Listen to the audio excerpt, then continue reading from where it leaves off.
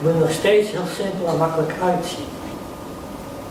Kijk, als de ander gewoon losjes vasthoudt en meegaat, ja, dan is het makkelijk. Maar nu houd je iets steviger vast en dan wil ik voor de Chinage doen. Oh, wacht, dan houd je vast. Wat kan ik dan toch doen? Ik kan natuurlijk forceren.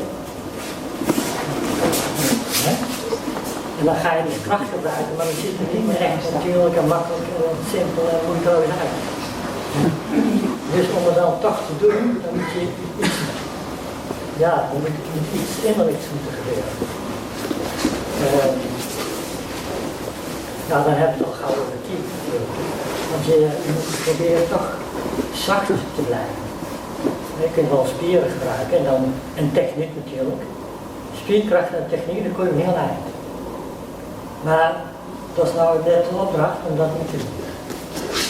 Geen spierkracht gebruiken, ook geen techniek. Dus helemaal precies zoals we net deden. Nou ja, precies. Je kunt daarvoor proberen. En nou, ki, laat je stromen. Maar als dat niet zo duidelijk is voor je, of je hebt daar niet zoveel ervaring mee, dan kun je dan het beste doen. Als je alleen denkt, oh, het lukt niet, de verleiding is heel groot om te forceren. Om dan toch iets te doen met je arm. Maar ja, misschien lukt het wel als je sterk bent. Maar die arm moet zacht blijven. Dus het beste is dan om dan gewoon met heel je lichaam te werken. Dus zet je heel je lichaam op. Dus je begint te bewegen. Dan kan ik al zo iets eruit komen naar mijn hoofd. En dan ziet het nog steeds moeiteloos uit. Dat is dan als oefening, dat je net een stapje verder te moeilijk. Daarom zeg ik, probeer als je oefenen bent, nou ook niet te veel tegen te houden. Want dan kun je een ander ook weer frustreren. Maar dat je voelt, ja, het is toch anders dan net. Nu zit er iets meer weerstand, maar dan moet je toch mee kunnen werken. Je moet mee kunnen omgaan. Dus hou zacht, je lichaam ontspannen en begin te bewegen.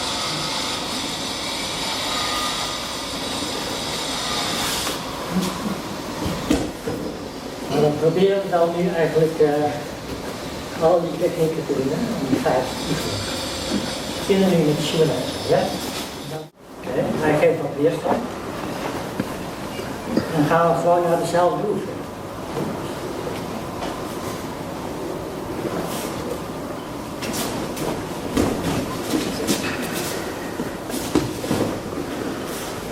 Als je begint is het moeilijk, dat was misschien ook, dat voel je net bij die China. Maar dan loop je dus gewoon voor. Dat je niet met de adem lukt. Niet met de adem lukt, dan maak je de adem, de hand zoals het is. En dan ga je gewoon bewegen met heel je lichaam. Dat is ook de reden dat we van het je duim uit, dan hou je stevig vast. Als het niet lukt, dan ga je echt, kom je omhoog met heel je lichaam. Zo gebruik je dus eigenlijk je lichaam. Je brengt je lichaam in beweging. Je knie niet. Dus laat de handen waar ze zijn en je komt er dan. En dan gaat daar een stuk makkelijker. Dus het begin is vaak bij weerstand. Als je voelt dat een ander weerstand geeft, is het begin. Zeker wanneer dat een statische situatie is dat toch wel een beetje moeilijk om dan het begin te maken. Dus hier moet je gebruik maken van deze oefening. Dat doen we vaak in de serie ki-oefeningen. Alleen hoef je dat niet zo snel te doen, maar dan hetzelfde principe, doe het langzaam. Dan zijn dat andere, nou laat hij vrij snel, laat hij al heel los. Het kan zijn dat hij misschien iets langer vast blijft. Kunnen we zo langzaam.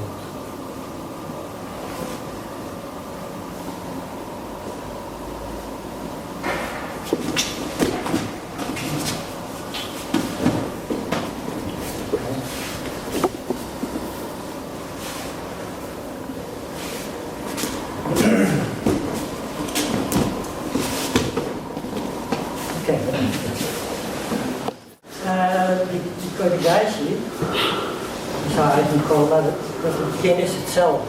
Dus je gaat niet naar tension. En dat is een heel mooie techniek om dan echt heel je lichaam te gebruiken. Het is misschien moeilijk om zo die hand zijwaarts te krijgen en in te stappen. Dan kun je dus forceren en kracht zetten in je spiergebruik, maar probeer je hand zacht te houden. Dus dat gaat dan niet zo makkelijk met je hand. Dus gebruik je heel licht. Het gaat dus gewoon, het komt gewoon naar voren. En dan hoef je nog niet eens zo te wijzen met je arm strekt, maar je laat heel je lichaam gewoon het werk.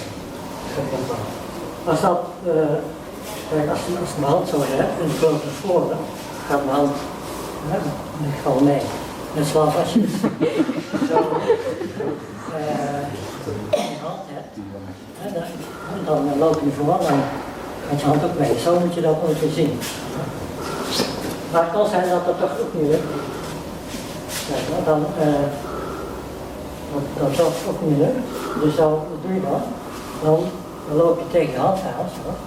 Dan loop je gewoon voor. Dan raak je toch alleen je lichaam. Ja, dus zo. Zo maak je het heel simpel. Waar er toch weerstand is, maak je gebruik van het hele lichaam. Dan ziet het er heel, dat was het doel van de oefening, dat het er heel simpel en makkelijk en moeiteloos uitziet. Ondanks dat er al weerstand is. Ja, dat was het.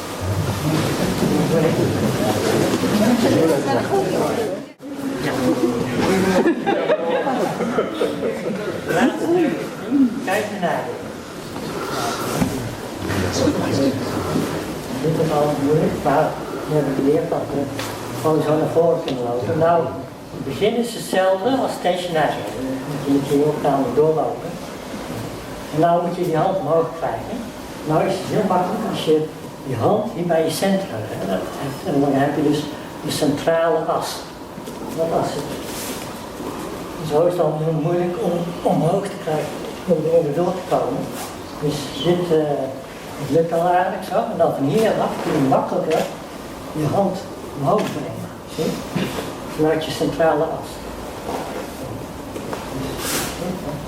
Dus eerst bewegen. Brengt je hand naar je one point. Van hieruit. En dus niet zo. Dus niet zo. En je brengt je ellebogen naar. En dus dan gewoon zo. Het is eigenlijk hetzelfde als je bij je had de Kubidori. Breng je hand ook niet zo hoog. Dat is heel moeilijk. Steeds. Heel moeilijk om zo. Dan breng je hand dus naar je centrum. Van hier kun je heel makkelijk je hand omhoog brengen. Met die ellebogen naar. Dus hetzelfde principe. Dus je zou kijken naar je onder die oude doom niet. En dan hier. Ja.